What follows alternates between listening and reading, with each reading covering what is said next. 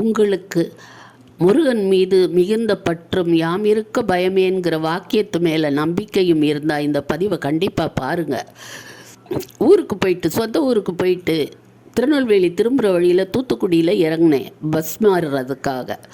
அப்போது பக்கத்தில் தானே திருச்செந்தூர் போயிட்டு வந்துடுவோன்னு சொல்லி போய், ஏன்னா நேரம் நடு இரவாக இருந்ததுனால அப்படியே திருச்செந்தூர் போய் முருகனை சேவிச்சுட்டு கடல் பகுதியிலையும் கடை வீதிகள்லையும் சுற்றி திரிஞ்சு நேரத்தை போக்கிட்டு அப்புறம் திருநெல்வேலி வந்து நான் சேரும்போது மணி 3 மணிக்கு மேலே நடந்து போகிறது, பஸ்ஸில் நடந்து போகிறதுக்கும் கொஞ்சம் தயக்கமாக இருந்ததுனால அங்கேயே நின்றுட்டு இருந்தேன்.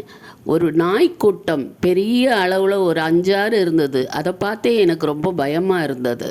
அதனால் என்ன செய்கிறதுன்னு புரியாமல் நடு ரோட்டில் நின்றுட்டு இருக்கும்போது வந்தது ஒரு ஆட்டோ வந்ததும் நான் கையை காட்டினேன். கிட்ட வந்து நிற்கும்போது தான் தெரிஞ்சிச்சு ஆட்டோவில் பேர் எழுதியிருந்தது. என்ன பேர் தெரியுமா? வடிவேலன்.